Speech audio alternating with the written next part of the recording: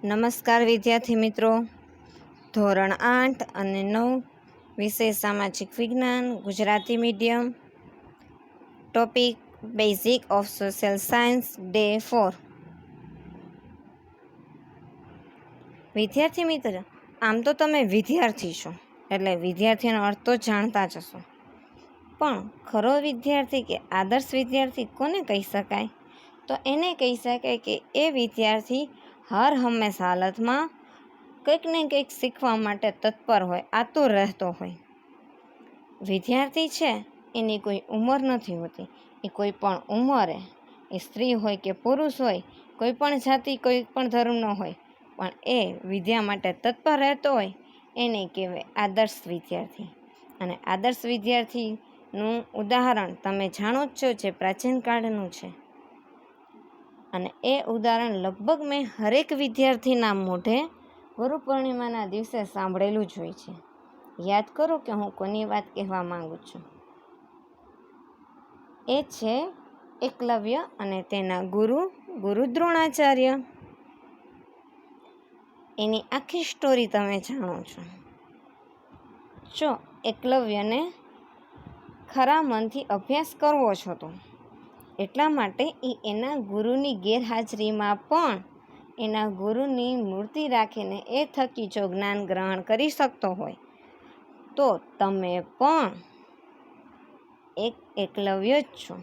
તો તમે પણ અમારી ગેરહાજરીમાં અમે તમને જે આ લર્નિંગ વડે અભ્યાસ કરાવી રહ્યા છીએ એ રીતે એમ માનીને થોડોક સહકાર આપજો, કે જેથી કરીને તમે કંઈક ને કંઈક જ્ઞાન મેળવી શકો, જે જ્ઞાન તમારા માટે ખૂબ જ ઉપયોગી રહેશે. હાલની પરિસ્થિતિને ધ્યાનમાં રાખીને આપણી શાળાએ લર્નિંગ ચાલુ કર્યું છે, જેના ઘણા બધા ફાયદાઓ છે, જે નીચે મુજબ તમે જોઈ જ શકો છો. પહેલું કે એક સ્માર્ટફોનમાં એકથી વધુ બાળકના વિડીયો જોઈ શકશો. એટલે કે તમારા ઘરે એક જ ફોન હશે, સ્માર્ટફોન, અને તમે અને તમારા ભાઈ બહેન બધાના આ એપ વડે ભણવું હશે તો તમે ભણી શકશો. સમય મર્યાદા ન હોવાથી કોઈ પણ સમયે તમે વિડીયો જોઈ શકશો. મતલબ નિશ્ચિત ટાઈમિંગ ગોઠવી નથી રાખ્યું, ભાઈ આ સમય ચાલો બધાએ ફરજિયાત ભણવા બેસવાનું જ છે, નહીં. તમે તમારી અનુકૂળતાએ જ્યારે ફોન ઘરે હોય ત્યારે તમે સ્ટડી કરી શકો એમ છો. ત્રીજો પોઈન્ટ છે, જો 2 અથવા વધુ બાળક હોય તો ગૃહ કાર્ય વારાફરતી આપની અનુકૂળતાએ જોઈ શકશો એ જ ફોનમાં. મતલબ કે તમે અને તમારા ભાઈ બહેન 2 હોય કે 3 હોય, પણ ફોન એક જ હશે તો એક ફોનમાં વારાફરતી તમે હોમવર્ક જોઈને કરી શકશો અને અભ્યાસ શીખી શકશો. ચોથું છે, વેબિનાર તમારા નેટની બચત કરશે. એટલે કે તમારે લાઈવ સ્ટડી કરવાનું નથી. કે ઘણી એપ એવી છે કે જેમાં તમે અને હું એકબીજાને જોઈ શકીએ છીએ અને હું તમને અભ્યાસ પણ કરાવી શકું છું. જો આવી એપ વડે આપણે અભ્યાસ કરતા હોઈએ તો આપણું નેટ ઘણું જ વપરાય, પણ એવું તો છે નહીં. પાંચમું, બીજી એપ્લિકેશન સુરક્ષિત નથી. તે બાબતને ધ્યાનમાં રાખીને આપણે યુટ્યુબમાં લિંક મૂકીએ છીએ. મતલબ કે આ પ્રકારની આપણી એપ એવી નથી કે ભાઈ એમાં આપણે કંઈ સેફ્ટી ના જળવાય. જો જે લાઈવ સ્ટડી કરતા હોય ને એવી ઘણી બધી એપ છે કે જેમાં આપણે એકબીજાને મીટિંગ થ્રુ જોઈ શકીએ, તમે મને અને હું તમને જોઈને એ રીતે આપણે અભ્યાસ કરી શકીએ. પણ એમાં તમારા ફોનનો ડેટા કે મારા ફોનનો ડેટા જવાના ચાન્સ રહે છે, મતલબ કે એ સેફ નથી. એટલા માટે આપણે યુટ્યુબમાં લિંક મૂકીએ છીએ. છઠ્ઠું, જો માતા અને પિતા પાસે સ્માર્ટફોન હોય તો બંને પોતપોતાના નંબરમાં એપ્લિકેશન ચાલુ કરાવી શકશે. મતલબ કે તમારા મમ્મી અને પપ્પા બંને પાસે જો સ્માર્ટફોન હોય તો તમે બંનેના નંબરમાં આ એપ સ્કૂલને ચાલુ કરાવી શકશો. અને બંને ફોનમાં એકમાં માનો તમે અભ્યાસ કરી રહ્યા છો તો બીજા ફોનમાં તમારી બહેન કે ભાઈ પણ અભ્યાસ કરી શકે એમ છે. આ રીતે પણ થઈ શકે એમ છે. સાતમું, આપણી એપ્લિકેશનમાંથી લિંક જોઈને ગૃહ કાર્યના ફોટા મોકલી શકશો. એટલે આ જે સ્કૂલની એપ છે એમાંથી જોઈને તમે હોમવર્ક પણ કરી શકશો. તમારું હોમવર્ક ઓકે છે, એમાં કંઈ બી ભૂલ છે કે નહીં એ પણ તમે શિક્ષકને બતાવી શકશો. અને ટીચરે તમારું હોમવર્ક જોયું અને એમાં કંઈ બી ભૂલ છે, એમાં ટીચરે કંઈ સૂચના આપી છે એ પણ તમે જોઈ શકો એમ છો.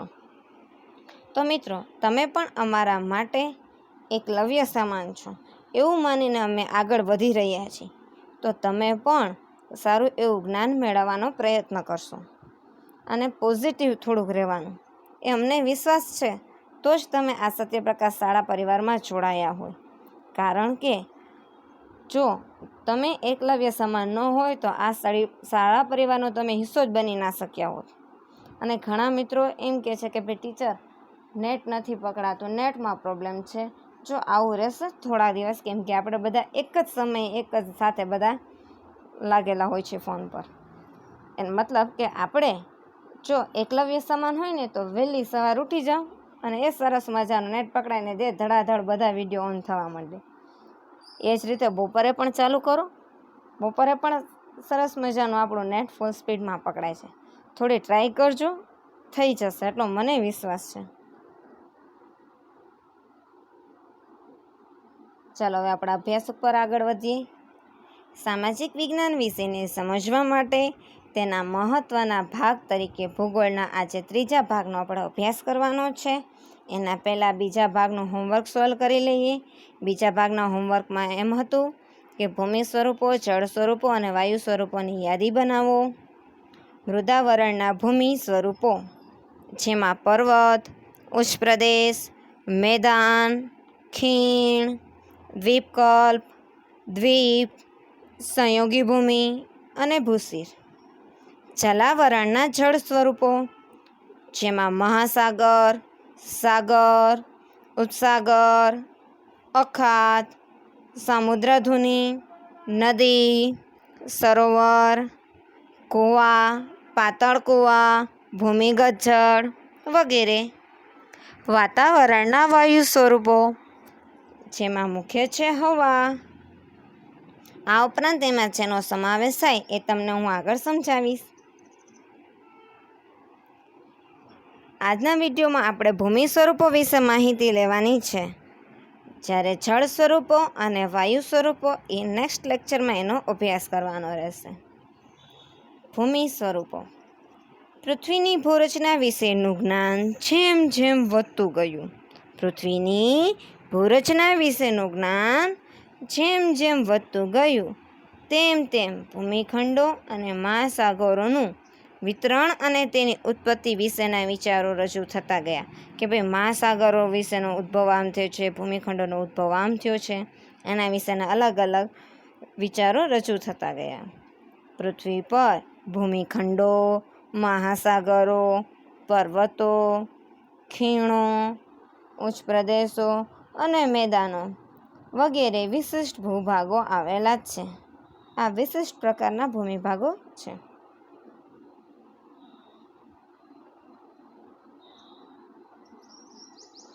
આ વિશિષ્ટ ભૂભાગો પર તેમના આકાર, ખડક રચના, ઊંચાઈ, સમતલ વિસ્તારનું પ્રમાણ, ઢોળાવ વગેરે લાક્ષણિકતાઓને કારણે એકબીજાથી જુદા પડે છે.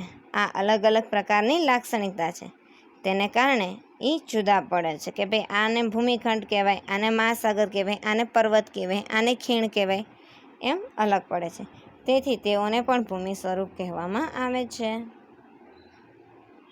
પૃથ્વી સપાટીના ભૂમિ સ્વરૂપોને 3 જૂથમાં વહેંચવામાં આવે છે. નંબર 1, પ્રથમ શ્રેણીના ભૂમિ સ્વરૂપો.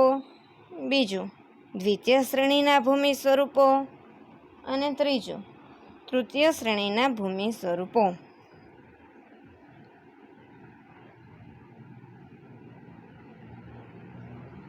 અહીંયા ચાર્ટ દ્વારા સરસ મજાની સમજૂતી આપી છે.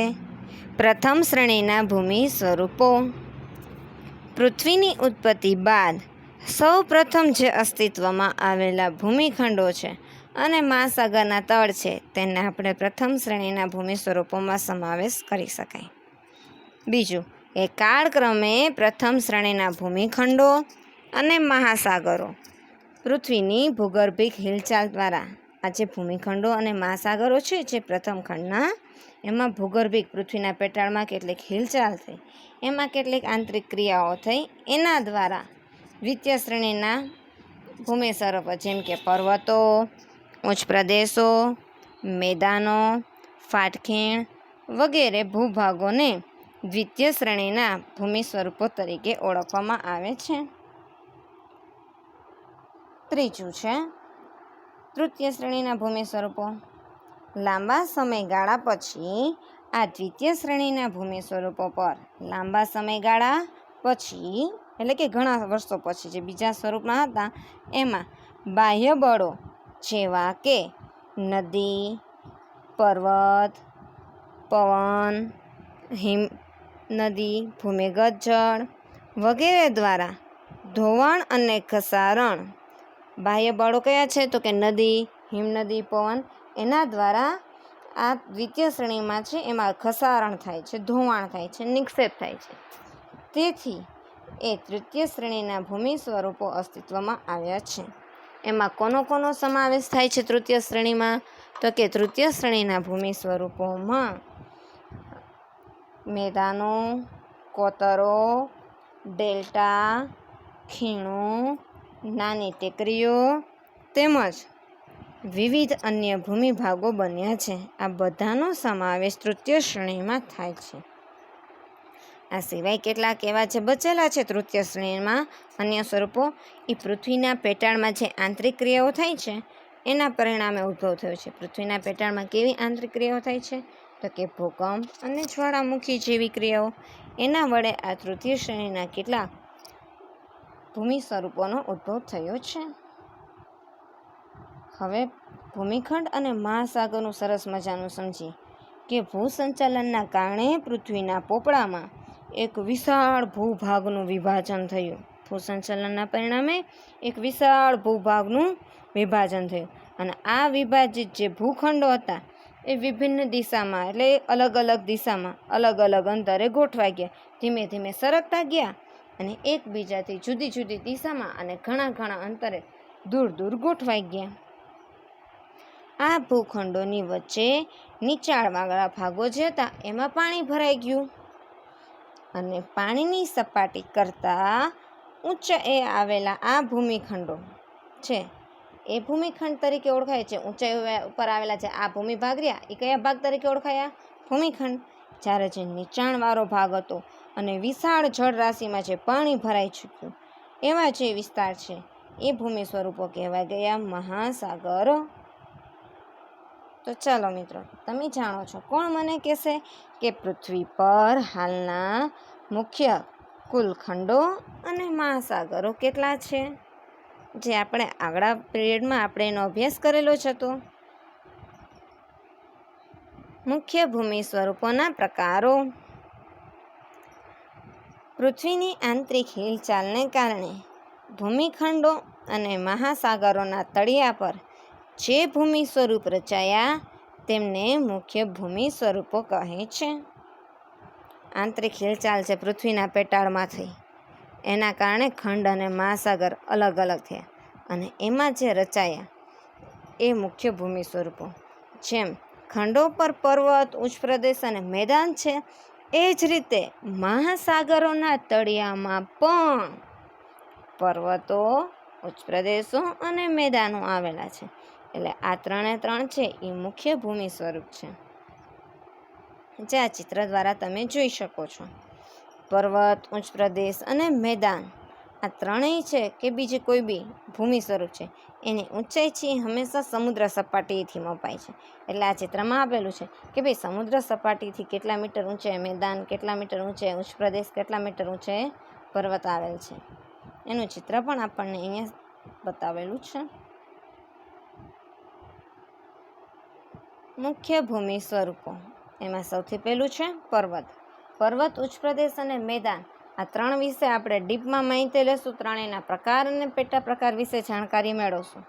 અને આ ત્રણેયની જે મેઇન છે સમજવાના ટોપિક એ હું તમને આમાં લખાણ દ્વારા આપેલું છે, જે તમે તમારી જીકેની કદાચ બુક બનાવતો કે ભાઈ ચાલો મારું નોલેજ વધારવું છે તો તમે આ પોઈન્ટ ટીક આઉટ કરી શકો એમ છો. બાકીના જે ભૂમિ સ્વરૂપો છે 8 સુધી કુલ છે તો એ બધાની ખાલી આપણે વ્યાખ્યા અને ચિત્ર દ્વારા સમજૂતી મેળવશું. જો આપણે કેવા નસીબદાર છીએ નહીં કે આપણને આ રીતે સ્ટડી કરી છે, તો આમાં આપણને કલરફુલ પિક્ચર સહિત ઇફેક્ટવાળા અલગ અલગ આપણે જોઈ શકીએ છીએ. જો આપણે ક્લાસમાં હોત તો આપણને આવી તક ન મળી હોત. વધુમાં વધુ હું તમને BB વર્ક દ્વારા કલરફુલ ચોકબોર્ડમાંથી ડ્રો કરી દેત અથવા તો TLમાં આવીને બતાવી દેત સરસ મજાના ચાર્ટ લાવીને. પણ અત્યારે જે જોવા મળે એ ત્યારે ન મળે. તો આવો મોકો મળી રહ્યો છે, એનો આપણે લાભ ઉઠાવી લઈએ. તો અને આ પર્વત મેદાન ઉચ્ચ પ્રદેશ એ 9મા ધોરણના વિદ્યાર્થીઓને 13મું અને 14મા ચેપ્ટર માટે ખાસ ઉપયોગી છે, એટલે ધ્યાન રાખે. આ સિવાય 8મા ધોરણવાળા વિદ્યાર્થીઓ માટે પણ ખાસ ઉપયોગી છે. 8મા વાળાને બીજા સેમનું 14મું ચેપ્ટર, પહેલા સેમનું 5મું ચેપ્ટર, એમાં આ બધી માહિતી ખૂબ જ ઉપયોગી છે, એટલા માટે ખાસ ધ્યાન આપજો. પર્વત એટલે શું? સમુદ્ર સપાટીથી આશરે 900 મીટરની ઊંચાઈ, 900 મીટરથી વધુ ઊંચાઈ, ઊંચા નીચા ઢોળાવો, 900 મીટરથી વધુ ઊંચાઈ, ઊંચા નીચા ઢોળાવો અને સાંકડા શિખર ક્ષેત્ર ધરાવતા ભૂમિ સ્વરૂપોને પર્વત કહે છે. ઊંચા નીચા ઢોળાવો, સાંકડા શિખર ક્ષેત્રો, પણ એની ઊંચાઈ કેટલી છે? 900 મીટરથી વધુ. એવા ભૂમિ સ્વરૂપોને પર્વત કહેવામાં આવે છે. આ ભૂમિ સ્વરૂપો પૃથ્વીની સપાટીમાં 26% ભાગ રોકે છે. એટલે કોની વાત કરી છે આપણે? તો કે પર્વતની. પર્વત ભૂમિ સપાટી પૃથ્વીની સપાટી પર 26% ભાગ રોકે છે. ઊંચાઈ એ પર્વતની મુખ્ય લાક્ષણિકતા છે. એ વાત સાચું કે ભાઈ ઊંચા હોય એને પર્વત કહેવાય, પણ આટલી બધી લાક્ષણિકતા હોવા છતાં તેને પર્વત કહેવામાં આવતું નથી. કારણ કે જો ઘણા મિત્રોને મને ક્લાસમાં એકવાર સવાલ પણ કરેલો કે ભાઈ ટીચર, આપણે અખંડ પરિચયમાં જોયું કે ભાઈ આ ઉચ્ચ પ્રદેશ છે ને એની આટલા બધા મીટર ઊંચાઈ છે, તો એને પર્વત કેમ નથી કહેતા ને કેમ આપણે ઉચ્ચ પ્રદેશ કહીએ છીએ? આ મેદાનની ઊંચાઈ આટલી બધી છે તો આપણે એને મેદાન કેમ કહીએ છીએ? કેમ ઉચ્ચ પ્રદેશ નથી કહેતા? કેમ પર્વત નથી કહેતા? પણ એના માટે કેટલીક એની લાક્ષણિકતા હોવી જોઈએ, એ એનામાં નથી, માટે આપણે એને નથી કહેતા.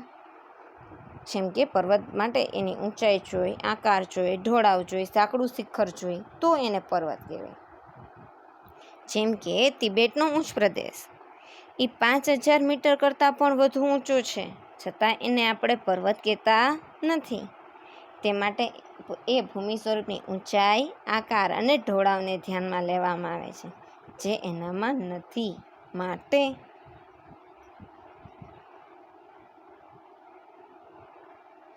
આટલું જાણવું ગમશે. જો સરસ મજાની વાત આવી પર્વત અને પહાડની. એક ભૂગોળવેતા હતા, એનું નામ છે ભૂગોળવેતા વર્સસ્ટર. એના મતે પહાડ એટલે શું? એ પહાડ એટલે શું કોને કહે છે? તો કે 300 મીટર કરતાં ઓછી ઊંચાઈ, 300 મીટર કરતાં ઓછી અને 50% કરતાં ઓછી ઊંચા નીચા ઢોળાવવાળી, 50% કરતાં ઓછી ઊંચા નીચા ઢોળાવવાળી જે ભૂસપાટી છે એને પહાડ કહે છે.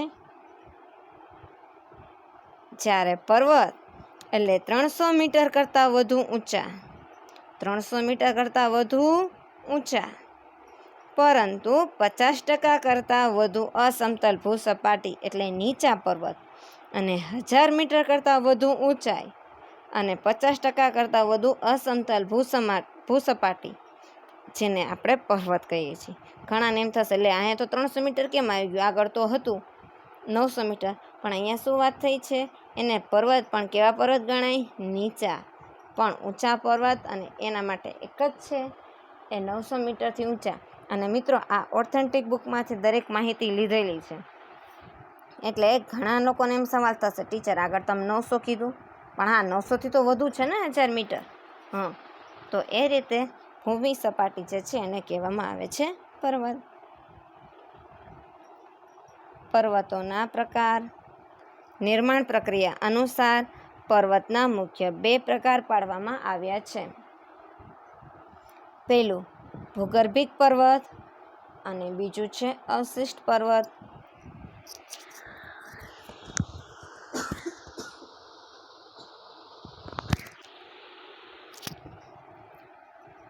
ભૂગર્ભિક પર્વત એટલે કે ભૂસંચાલનીય પર્વત. પૃથ્વીના પેટાળમાં કેટલીક સંચાલનની પ્રક્રિયાઓ થઈ છે એના દ્વારા જે નિર્માણ પામ્યા એવા ભૂગર્ભિક પર્વતો, એવા પર્વતને ભૂગર્ભિક કહેવાય છે. એમાં 4 છે.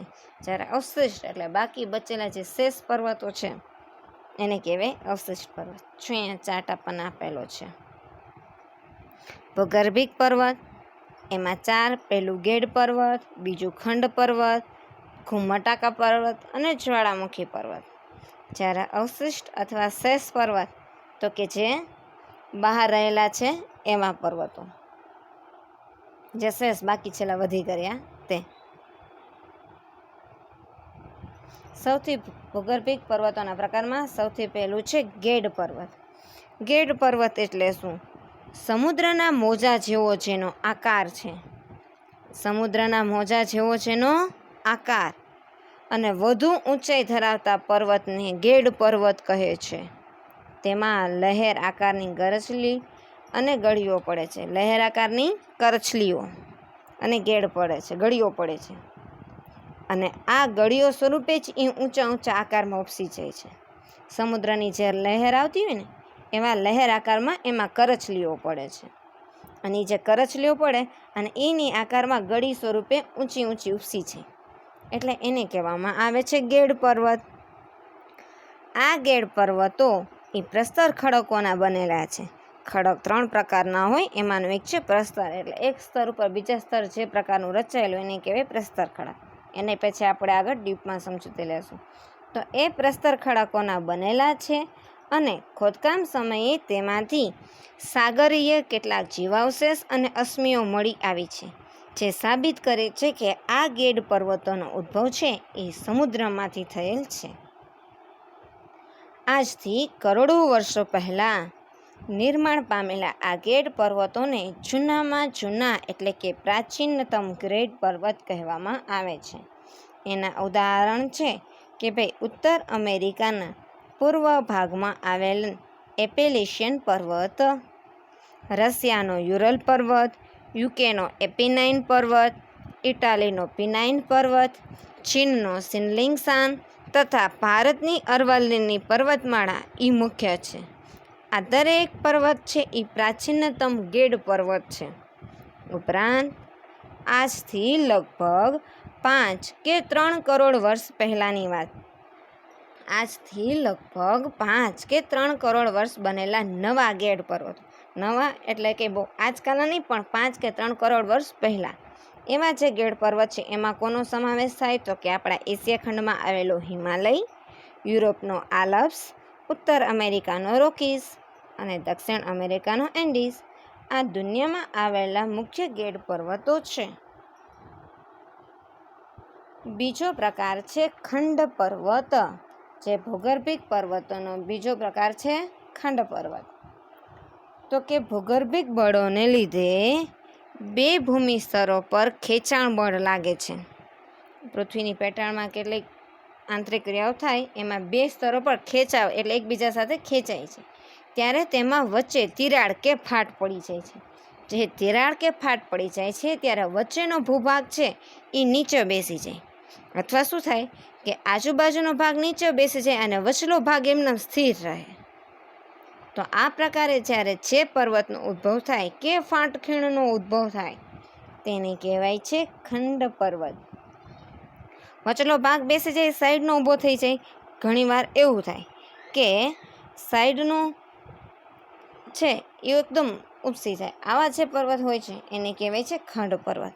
અને ખંડ પર્વતનું ઉદાહરણ છે કે યુરોપમાં રાઇન નદી એની ફાટખીણ છે એની પશ્ચિમ બાજુએ વોર્સિસની પર્વત અને પૂર્વ બાજુમાં આવેલો છે બ્લેક ફોરેસ્ટ પર્વત.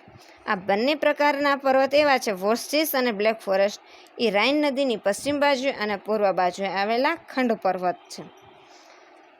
રાઇન નદી એ યુરોપ ખંડની 12મા નંબરની લાંબી નદી છે કે જે યુરોપના ઘણા બધા દેશોમાંથી વહે છે અને 12મા નંબરની લાંબી નદી છે. આ ઉપરાંત બીજું ઉદાહરણ લઈએ તો કે જર્મનીનો હર્સ્ટ પર્વત એનું બેસ્ટ ઉદાહરણ છે. આ ઉપરાંત આપણા ભારતમાં પણ છે. ભારતનું ઉદાહરણ લઈ તો કે ભાઈ નર્મદા નદીની જે ફાટખીણ છે ને એની ઉત્તર બાજુએ વિંધ્યાચલની પર્વતમાળા આવેલી છે અને નર્મદાની ફાટખીણની દક્ષિણ બાજુએ સાતપુડાની પર્વતશ્રેણીઓ આવેલી છે. તો આ વિંધ્યાચલની પર્વતશ્રેણી અને સાતપુડાની જે પર્વતશ્રેણી છે એ ખંડ પર્વતનો પણ એક ભાગ છે. જે ચિત્ર દ્વારા તમે જોઈ શકો છો કે વચલો ભાગ એકદમ બેસી ગયો છે, સાઈડના બે ભાગ એકદમ ઉપસી ગયા છે. ત્રીજો પ્રકાર છે ઘુમ્મટાકાર પર્વત. પૃથ્વીના પેટાળમાં રહેલો મેઘમાં બહાર નીકળવા પ્રયત્ન કરે છે. પૃથ્વીની પેટાળની અંદર એ જે ખડકોનો જે પીગળેલો રસ જે મેઘમાં છે એ બહાર નીકળવા પ્રયત્ન કરે છે. એ બહાર નીકળવા પ્રયત્ન કરે છે પણ તેની ઉપર આવેલા નક્કર ખડકો, નક્કર એટલે કે એકદમ મજબૂત, એ નક્કર ખડકો છે એના માટે અવરોધરૂપ બને છે, એને બહાર નીકળવા દેતા નથી. માટે એ મેઘમાં છે એ દબાણથી જ મેઘમાં એટલો તીવ્ર બહાર નીકળવા પ્રયત્ન કરે છે પણ ઓલા ખડકો એને બહાર નથી નીકળવા દેતા. એટલે એ બહાર નથી નીકળી શકતો પણ એનું દબાણ એટલું છે કે એ ખડકો છે એ ઘુમ્મટ આકારે ઊંચા ઊંચા ઉપસી જાય છે. એટલા માટે આ પર્વતના પ્રકારને ઘુમ્મટાકાર પર્વત કહે છે. જેમાં મેઘમાં છે એ બહાર નીકળી નથી શકતો અને અંદર ને અંદર આંતરિક ભાગમાં ઠરી જાય છે. એટલા માટે એ બહાર અંદર ને અંદર જામી જાય છે. એ થોડુંક ઘસારાના પરિબળ દ્વારા થોડુંક ખોદકામ કરી તો થોડાક નજીકના ભાગમાં જ આપણને મેઘમાં જોઈ શકાય છે. જે ચિત્રમાં પણ તમે જોઈ શકો છો. જો પહેલાં ચિત્રમાં બ્લેક કલરનું છે કે એ જામ થઈ ગયો, બહાર નીકળી શકતો નથી ને ઉપરના ખડક ઊંચા ઊંચા ઉપસી ગયા. બીજા ચિત્રમાં એ જ રીતે તમે જોઈ શકો છો. જો ગ્રીન કલરનું જે ખડક છે એ કલરફુલ પિક્ચર આવ્યું છે. ખડક એ ઊંચો ઉપસી આવ્યો છે અને નીચે ઓરેન્જ કલરમાં એ જામ થઈ ગયેલો મેઘમાં દેખાય છે. એનું ઉદાહરણ છે કે આપણા રાજસ્થાનમાં કોઈ ગયા હોય તો એક યાત્રાધામ છે સુંધા માતા. સુંધા માતાની પાસે આ પ્રકારના ઘુમ્મટાકાર પર્વત આવેલા છે. આ સિવાય બીજું એક ઉદાહરણ પણ છે કે યુએસના ઉટા રાજ્યનો હેની પર્વત. યુએસના ઉટા રાજ્યનો જે હેની પર્વત છે એનું ઉત્તમ ઉદાહરણ છે. આ પછીનું ચોથું છે જ્વાળામુખી પર્વત. નામ ઉપરથી જ આપણને અંદાજો આવી જાય કે ભાઈ એમાં જ્વાળામુખીની વાત થઈ રહી છે.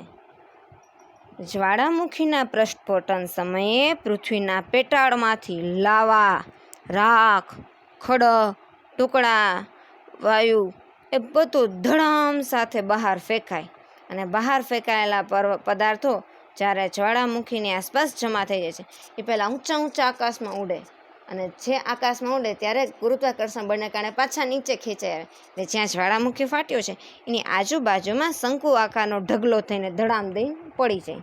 તો જે આ શંકુ આકારનો જે ઢગ રચાય છે એ સમય જતાં ઠરી જાય અને બની જાય છે જ્વાળામુખી પર્વત.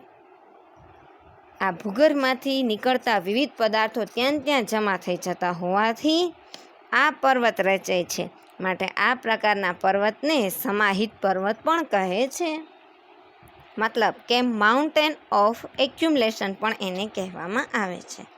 એના ઉદાહરણ જોઈએ તો ઇટાલીનો વિસુવિયસ, સિસલીનો એટના, કેન્યાનો કિલીમાંજારો, જાપાનનો ફ્યુજીયામા, ફિલિપાઇન્સનો મેયોન, ઇન્ડોનેશિયાનો ક્રાકાટોવા, મેક્સિકોનો પોપોકેપિટલ, ઇક્વેડોરનો કોટોપેક્સી અને ચિમ્બારુઝો.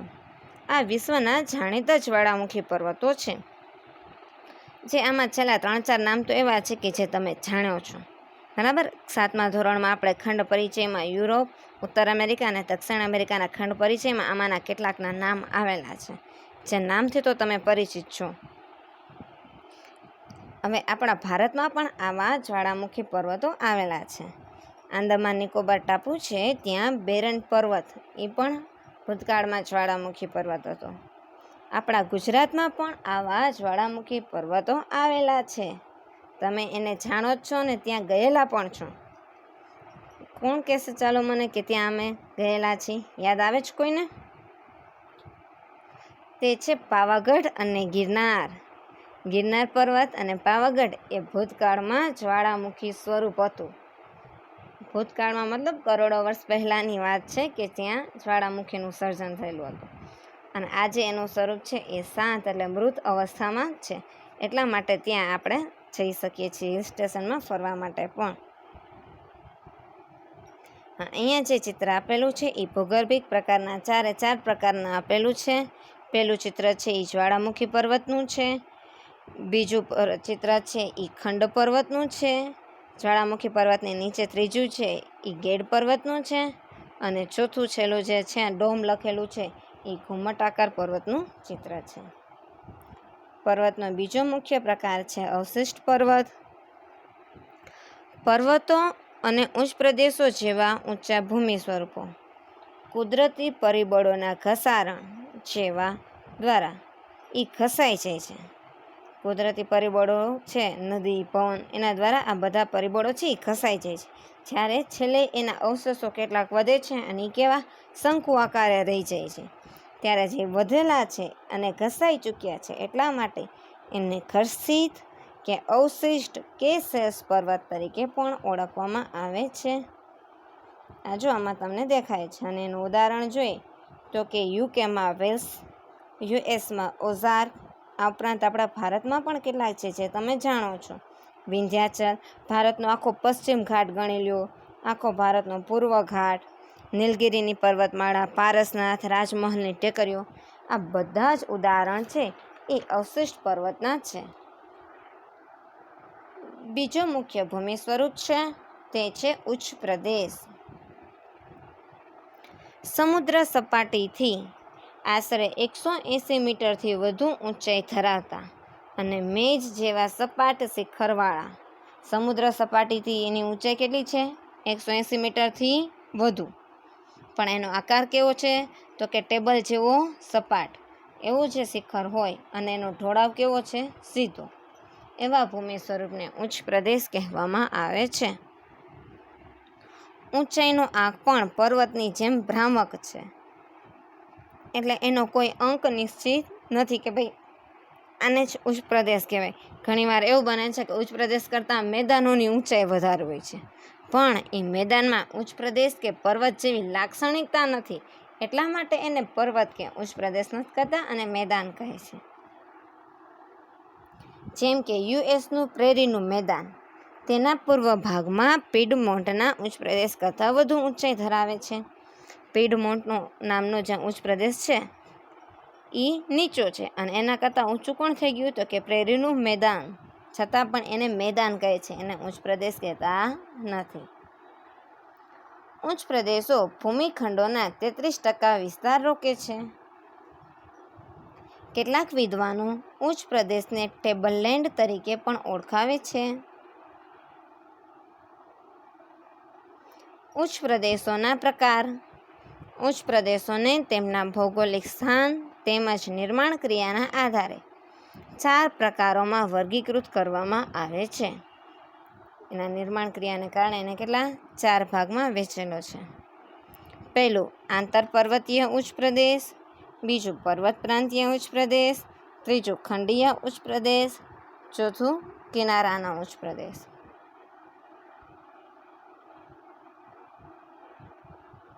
પહેલું છે આંતરપર્વતીય ઉચ્ચ પ્રદેશ. જે ઉચ્ચ પ્રદેશ ચારે બાજુએથી ઊંચી પર્વતમાળાઓથી પૂર્ણ રીતે કે થોડો ઘણો એનો ભાગ એ ઘેરાયેલો હોય, તો આ પ્રકારનો જે ભૂમિ ભાગ છે એને આંતરપર્વતીય ઉચ્ચ પ્રદેશ કહેવામાં આવે છે. મતલબ કે ચારે બાજુ ઊંચી પર્વતમાળાઓ છે અથવા અમુક ભાગમાં ઊંચી પર્વતમાળાઓ છે અને વચ્ચે એ ઉચ્ચ પ્રદેશ આવેલો છે, તો એવા ઉચ્ચ પ્રદેશને આંતરપર્વતીય ઉચ્ચ પ્રદેશ કહેવામાં આવે છે. જેમાં ઉદાહરણ તમને આપું તો કે ભાઈ ભારતની ઉત્તરે આવેલો તિબેટનો ઉચ્ચ પ્રદેશ છે એ ચારેય બાજુ હિમાલય પર્વત શ્રેણીથી ઘેરાયેલો છે.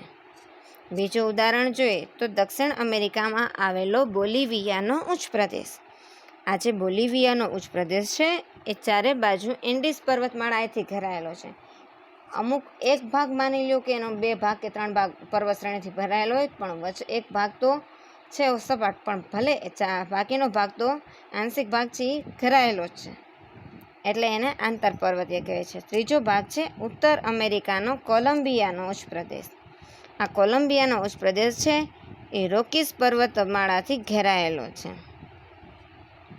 રોકીસ પર્વતશ્રેણી છે એનાથી આ કોલંબિયાનો ઉચ્ચ પ્રદેશ ઘેરાયેલો છે, એટલા માટે તેને આંતર પર્વતીય ઉચ્ચ પ્રદેશ કહેવામાં આવે છે.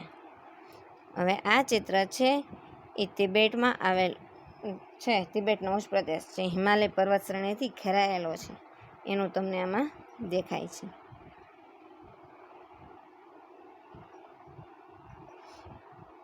ઉચ્ચ પ્રદેશના બીજા પ્રકારનું નામ છે પર્વત પ્રાંતીય ઉચ્ચ પ્રદેશ.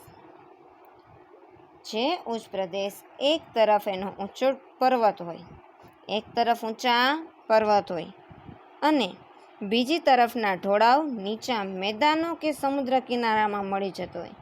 એક તરફ એમાં ઊંચા પર્વત હોય અને બીજી તરફનો ઢોળાવ કઈ બાજુ હોય, મેદાન કે સમુદ્ર કિનારાને મળી જતો હોય, તો તેવા ઉચ્ચ પ્રદેશને પર્વત પ્રાંતીય ઉચ્ચ પ્રદેશ કહેવામાં આવે છે. તેના પણ ઉદાહરણ છે કે ઉત્તર અમેરિકાનો પેટેગોનિયાનો ઉચ્ચ પ્રદેશ કે જેમાં એક બાજુ ઊંચો છે અને બીજી બાજુ ઢળી ગયો છે મેદાન બાજુ. એ જ રીતે ઉત્તર અમેરિકાનો પીડમોન્ટનો ઉચ્ચ પ્રદેશ એ એક બાજુ ઊંચો છે અને બીજી બાજુ પ્રેરીના મેદાન બાજુ ઢળી ચૂક્યો છે. એ જ રીતે ભારતનો ઉચ્ચ પ્રદેશ પણ એવો છે. ભારતમાં આવેલો માળવાનો ઉચ્ચ પ્રદેશ, આ જે માળવાનો ઉચ્ચ પ્રદેશ આવેલો છે એ એક બાજુ ઊંચો છે અને બીજી બાજુ ઉત્તરના મેદાન બાજુ ઢળી ચૂક્યો છે. અને અહીંયા જે તમને ચિત્ર આપેલું છે એ પીડમોન્ટનું ચિત્ર છે. એક બાજુ ઊંચો છે અને બાકી મેદાનવાળા ભાગમાં ઢળી ચૂકેલો છે.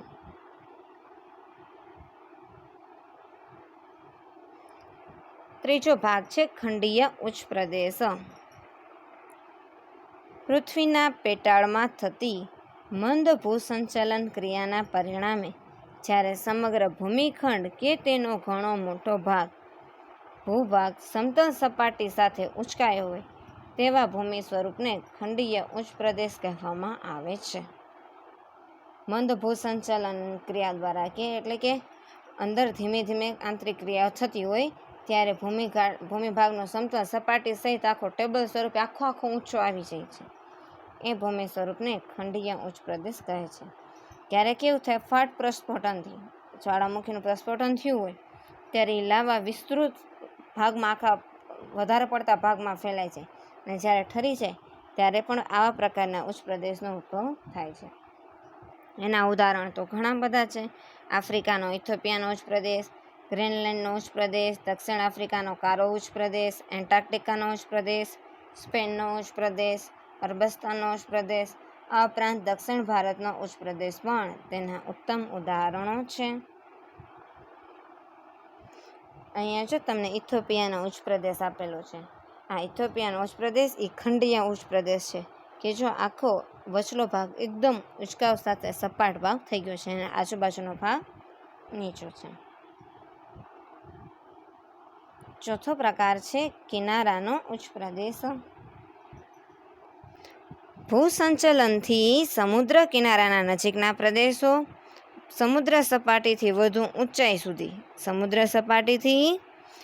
ઊંચાઈ સુધી ઉંચકાઈ આવે છે અથવા તો ભૂમિખંડોના તટવર્તી પ્રદેશો નીચે બેસી જાય છે ત્યારે બાકી રહેલો ઊંચા ભાગને કિનારા બાજુ જતો રહે છે. એટલા માટે એને કિનારાનો ઉચ્ચ પ્રદેશ કહે છે. ટૂંકમાં કહીએ તો એનો મોટો ભાગ છે ને એનો એકદમ ઢોળાવ છે ને એ સમુદ્ર બાજુ જ હોય, એટલા માટે એને કિનારાનો ઉચ્ચ પ્રદેશ કહે છે. દક્ષિણ ભારતના પૂર્વ કિનારાનો જે કોરામંડલ તટ છે એનો જે ઉચ્ચ પ્રદેશ છે એ આનું ઉત્તમ ઉદાહરણ છે. આ સિવાય આફ્રિકાનો ટાંગાનિકા ઉચ્ચ પ્રદેશ એ પણ આનું ઉત્તમ ઉદાહરણ છે. અને આ ચિત્રમાં તમને આપેલું છે એ ભારતના કોરામંડલ તટનું છે કે જે એક બાજુ છે એ સમુદ્ર બાજુ પૂરેપૂરો એનો ઢાળ આવી ચૂક્યો છે અને આપણા ભારતમાં કેરળ નજીક જ આ આવેલું છે. ત્રીજો મુખ્ય ભૂમિ સ્વરૂપ છે મેદાન. સમુદ્ર સપાટીથી આશરે 180 મીટરથી ઓછી ઊંચાઈ ધરાવતા અને લગભગ સમથળ સપાટી ધરાવતા તેમજ એક સમાન ખડક રચના ધરાવતા ભૂમિ સ્વરૂપને મેદાન કહે છે. એક સમાન જેની ખડક રચના હોય, સમથળ સપાટી હોય અને 180 મીટરથી ઊંચાઈની ઓછી હોય તેવા ભૂમિ સ્વરૂપને મેદાન કહે છે. અન્ય ભૂમિ સ્વરૂપોની જેમ મેદાનની ઊંચાઈનો આંક પણ ભ્રામક છે, એટલે કે એને મેદાન કેવો જ એ જરૂરી નથી. એ માટે પણ કેટલીક લાક્ષણિકતાઓ છે, જેમ કે યુએસના પ્રેરીના મેદાનોની ઊંચાઈ સમુદ્ર સપાટીથી 1500 મીટર જેટલી ઊંચી છે. પ્રેરીના મેદાનની ઊંચાઈ કેટલી છે? સમુદ્ર સપાટીથી 1500 મીટર. જ્યારે પશ્ચિમ એશિયામાં જોર્ડન નદીનું મેદાન એ સમુદ્ર સપાટી કરતાં પણ નીચું છે, છતાં પણ એને મેદાન કહે છે. અને ઓલા પ્રેરણા મેદાનની ઊંચાઈ તો 1500 મીટરથી વધુ છે. તો 1500 મીટરથી વધુ હોય તો પછી એને પર્વતમાં ન ગણવામાં આવે? પણ ના, કારણ કે એ પર્વત નથી. બરાબર? પર્વત હોય તો સાંકડું શિખર ક્ષેત્ર હોય, જ્યારે આમાં સાંકડું શિખર ક્ષેત્ર નથી. મેદાનો છે એ ભૂમિખંડોને કુલ ભૂમિ ક્ષેત્રમાં 41% ભાગ પર આવેલ છે. દુનિયાના મોટા ભાગના મેદાનો એ નદીઓ દ્વારા ઠલવાયેલા માટીથી નિર્માણ બન્યા છે, એટલે કે નદીઓના કાપથી બન્યા છે. નદીઓ સિવાય કેટલાક મેદાનોનું નિર્માણ પવન, જ્વાળામુખી અને હિમનદીઓ દ્વારા પણ થયું છે. મેદાનોનું વર્ગીકરણ. નિર્માણ પ્રક્રિયાના આધારે મેદાનોના 3 પ્રકાર પાડવામાં આવ્યા છે. પહેલું કિનારાના મેદાન, બીજું ખસારણના મેદાન અને ત્રીજું છે નિક્ષેપણના મેદાન.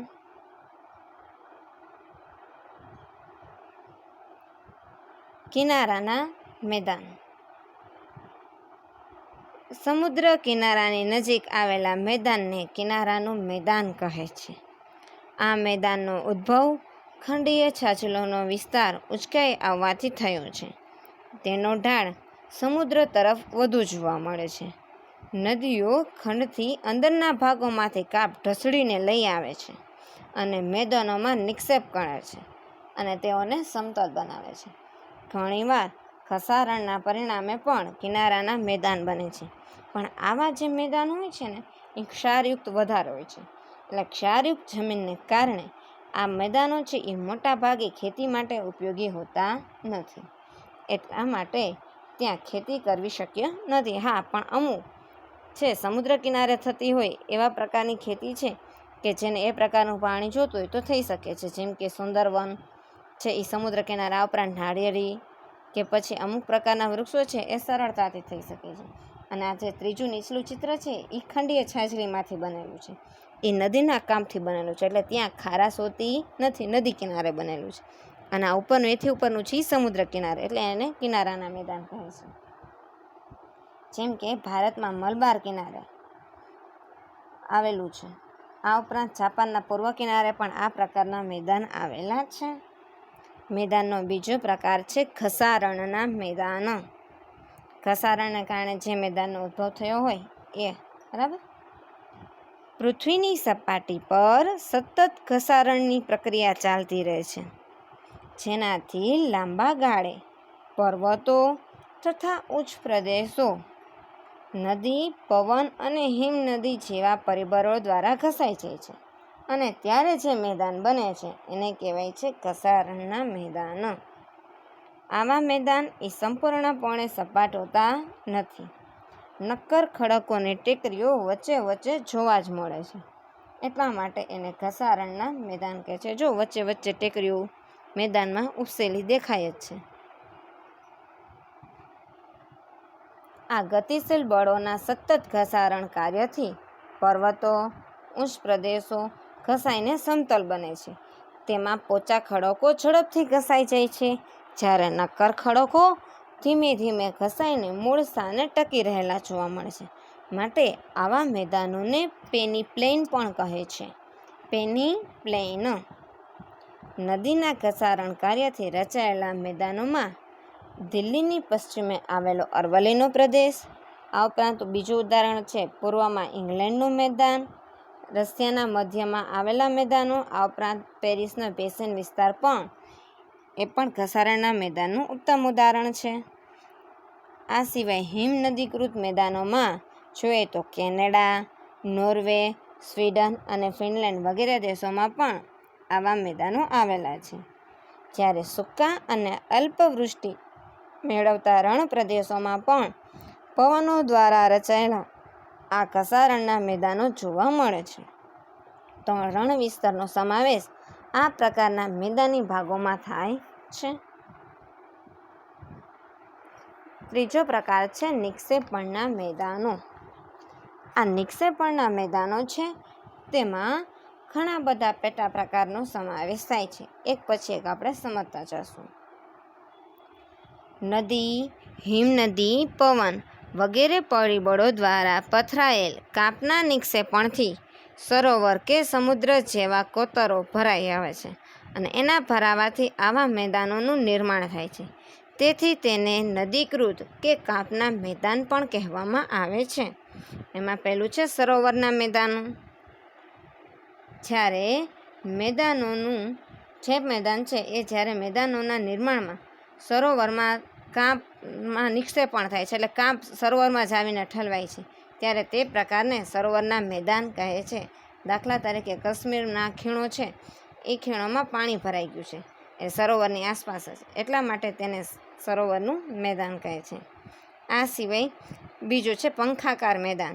તો કે નદી પર્વતીય ક્ષેત્રોમાંથી મેદાની વિસ્તારમાં પ્રવેશે છે ત્યારે તેને ખીણ નજીક કાંકરા, ખડક, ટુકડા, રેતીના નિક્ષેપણ દ્વારા તળેટીનું મેદાન બનાવે છે. તેના વિશિષ્ટ આકારને કારણે તેને પંખાકાર મેદાન કહે છે.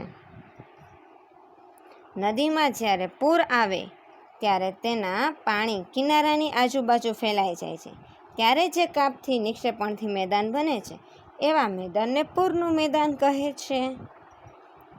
અને નદી જ્યારે સમુદ્રને મળે છે ત્યારે તેના ધીમા વેગને કારણે તેની આગળ એના મુખ પાસે નદીનો ઉદ્ભવ જો પર્વતમાં થયો હોય અને જ્યારે સમુદ્રને મળે ને ત્યારે સમુદ્રને એન્ટર થવાનો જે ભાગ હોય એને કહેવાય નદીનું મુખ. તો એ એના મુખ પાસે કાપ ઠલવે છે, તો ત્યારે જે પ્રકારનું મેદાન બને છે એને કહેવાય છે મુખ ત્રિકોણ પ્રદેશ, જેને આપણે ડેલ્ટા તરીકે પણ ઓળખીએ છીએ. આપણા ભારતમાં આવેલું છે. ગંગા અને બ્રહ્મપુત્રા નદી પાસેનો સુંદરવનનો ડેલ્ટા એ પણ એનું ઉત્તમ ઉદાહરણ છે. ત્યાં સુંદરીના વૃક્ષો બને છે. આ ઉપરાંત નદી દ્વારા પણ બને છે નિક્ષેપણના મેદાનો. હિમનદી જ્યારે પીગળે છે ત્યારે તેમાં રહેલા પદાર્થો ચારે બાજુ પથરાઈ જાય છે. હિમનદીના આ નિક્ષેપણના કાર્યથી રચાયેલા મેદાનને ડિફરન્ટ પ્લેન પણ કહે છે. ડિફરન્ટ પ્લેનના ઉદાહરણ છે, મતલબ કે એ પ્રકારના જે મેદાન છે હિમનદીના પીગળવાથી બનેલા, એના ઉદાહરણ છે કેનેડા, નોર્વે, સ્વીડન અને ગ્રીનલેન્ડ દેશ. આટલા દેશોમાં આ ડિફરન્ટ પ્લેન એટલે કે હિમનદીના પીગળવાથી બનેલા મેદાનો આવેલા છે. પવનના ઘસારણના કાર્ય દ્વારા પણ પ્રાપ્ત કરેલો વહન બોજ એ કોઈ અવરોધાય અથવા પવનનો વેગ ધીમો પડે ત્યારે તેનું નિર્માણ થાય. તો એવા પવન દ્વારા જે મેદાનનું નિર્માણ થયું છે એવા મેદાનોને લોએસનું મેદાન કહે છે. લોએસનું મેદાન એનું ઉદાહરણ છે કે જે ચીનમાં પીળી માટેનું મેદાન છે, એ લોએસના મેદાનનું ઉત્તમ ઉદાહરણ છે કે જેનું નિર્માણ પવનો દ્વારા થયેલું છે. અહીંયા આપણે પર્વત, ઉચ્ચ પ્રદેશ અને મેદાન એ મુખ્ય 3 ભૂમિ સ્વરૂપ વિશે માહિતી મેળવી. હવે ભૂમિ સ્વરૂપનો મુખ્ય 4થો પ્રકાર છે દ્વીપકલ્પ. દ્વીપકલ્પ કોને કહે છે? જે ભૂમિ ભાગની 3 બાજુ સમુદ્ર અને 1 બાજુ જમીન વિસ્તારથી જોડાયેલ હોય તેને દ્વીપકલ્પ કહેવામાં આવે છે. 3 બાજુ સમુદ્ર છે, મતલબ કે 3 બાજુ પાણી અને 1 બાજુ જમીન. જેમ કે દક્ષિણ ભારતનું જોઈએ 3 બાજુ પાણી દેખાય છે. ભારતની દક્ષિણમાં ભાગમાં હિન્દ મહાસાગર આવેલો છે, એના પૂર્વ ભાગમાં બંગાળાની ખાડી, પશ્ચિમ ભાગમાં અરબ સાગર. તો 3 બાજુ પાણી થયું એટલે એને દક્ષિણ ભારતનો દ્વીપકલ્પ કહેવામાં આવે છે. એ જ રીતે આપણા ગુજરાતનું સૌરાષ્ટ્ર, જેમાં પણ 3 બાજુ પાણી છે. ઉત્તર ભાગમાં જો કચ્છનો અખાત છે, દક્ષિણ ભાગમાં આ બાજુ જો ખંભાતનો અખાત છે અને એનો એક બાજુ અરબ સાગર છે, તો 3 બાજુ પાણી થયું. એટલા માટે આને પણ સૌરાષ્ટ્રનો દ્વીપકલ્પ કહેવામાં આવે છે. ભૂમિ સ્વરૂપ નંબર 5, દ્વીપ એટલે કે ટાપુ. જે ભૂમિ ભાગ ચારે બાજુથી જળ વિસ્તારથી ઘેરાયેલ હોય એને ટાપુ તરીકે ઓળખવામાં આવે છે. ચારે બાજુ પાણી અને વચ્ચે જમીન વિસ્તાર હોય એને કહેવાય ટાપુ. ઉદાહરણ છે લક્ષદ્વીપ, આંદામાન નિકોબાર, બેટ દ્વારકા, પિરોટન, નરા બેટ, પીરમ બેટ, શિયાળ બેટ વગેરે. જો આ લક્ષદ્વીપ ટાપુ આપેલો છે, એમાં ગ્રીન કલરના ટાપુ એના વિસ્તાર છે અને ચારે બાજુ અરબ સાગરથી ઘેરાયેલા છે. આ બીજો આપેલો છે આંદામાન નિકોબાર ટાપુ સમૂહ. એ છૂટાછવાયેલા છે અને આ બાજુ હિન્દ મહાસાગર, એક બાજુ આ જે બંગાળના ખાડીના જે અમુક જે ભાગ છે એનાથી આખા ઘેરાઈ ગયેલા છે, જેને કારણે એને પણ આપણે ટાપુ કહી શકીએ છીએ. અને આ ટાપુકીય વિસ્તારનો ફોટો છે કે જો એમાં તમને રીતસરનું દેખાય છે કે ચારે બાજુ પાણીના વચ્ચે ટાપુ. અને આ જે આપેલું છે એ જામનગર નજીક આવેલો એક કિનારાનું છે જે પિરોટન ટાપુ. પિરોટન ટાપુ વિશે તમે લગભગ જાણો જ છો. કેટલાય આમાંના ત્યાં ફરવા પણ ગયેલા હશે કે આ જે પિરોટન ટાપુ છે ત્યાં નજીકના વિસ્તારોમાં જ મોતી આપતી કાલુ માછલી ત્યાં જોવા મળે છે. એ ચોથું ચિત્ર એનું છે. છઠ્ઠો ભૂમિ સ્વરૂપનો પ્રકાર છે તે છે ભૂસીર. ભૂસીર એટલે શું? ભૂસીર એટલે ભૂમિનો લંબાત્મક છેડો જે જળ ભાગમાં ફેલાયેલ હોય. એનો લાંબો ભાગ ક્યાં ફેલાયેલો હોય? જળમાં. જેને આપણે સમુદ્ર રેખા તરીકેની સંજ્ઞા પણ આપી શકીએ, એને કહેવાય ભૂસીર. દાખલા તરીકે ભારતનો દક્ષિણતમ છેડામાં આવેલું કન્યાકુમારી, એને આપણે સમુદ્ર રેખાની સંજ્ઞા પણ આપી શકીએ છીએ અને લાંબો એનો ભાગ જળમાં ફેલાયેલો છે. બીજું ઉદાહરણ છે આફ્રિકાના દક્ષિણ ભાગમાં આવેલું કેપ ઓફ ગુડ હોપ, જેના વિશે પણ આપણે અભ્યાસ કરવાનો છે. અહીંયા જો ચિત્ર તમને આપ્યું છે એ આફ્રિકા ખંડના દક્ષિણ ભાગમાં આવેલું કેપ ઓફ ગુડ હોપનું છે અને ઉપર એનું ચિત્ર પણ આપણને દેખાય છે કે એનો સૌથી છેલ્લો ભાગ અને પાછળ છે સમુદ્ર. એ જ રીતે ભારતના દક્ષિણ ભાગનું કન્યાકુમારીનું સૌથી છેલ્લું જ્યાં લાલ ટપકું દેખાય છે ત્યાં કન્યાકુમારી આવેલ છે. અને સૌથી છેલ્લા એના જે 2 ટીચુકડા જેમ દૂરથી દેખાય છે એવા જે 2 પ્રદેશ આવેલા છે એ ભૂસીરનો સૌથી છેલ્લો ભાગ. પણ હા, આપણા ભારતનો સૌથી છેલ્લું કે જ્યાંથી આપણા ભારતની શરૂ થાય 8 ઉત્તર અક્ષાંશથી, તો એ ભાગ છે આંદામાન નિકોબારમાં નીચે સાવ આવેલો છે ઇન્દિરા પોઈન્ટ, તે છે. અને ભારતનો દક્ષિણતમ છેડો કે તો આ કન્યાકુમારી. અને જો આ કન્યાકુમારીમાં આ 2 ટીચુકડા ટાપુકીય પ્રદેશ જેવા 2 અલગ ભૂમિ વિસ્તાર દેખાય છે. ચારે બાજુ સમુદ્ર છે. જ્યાં લાલ ટપકું છે ને ત્યાંથી આગળ જતાં તમને આ દેખાશે. ત્યાંથી આપણે બોટ દ્વારા જઈ શકાય છે. એક છે એ સ્ટેચ્યુ છે, જે આ સ્ટેચ્યુ છે એ થિરુવલ્લુવરનું છે સ્ટેચ્યુ, અને એની બાજુમાં આવેલું છે તે છે મંદિર છે, સ્મૃતિ ચિહ્ન છે, મેમોરિયલ.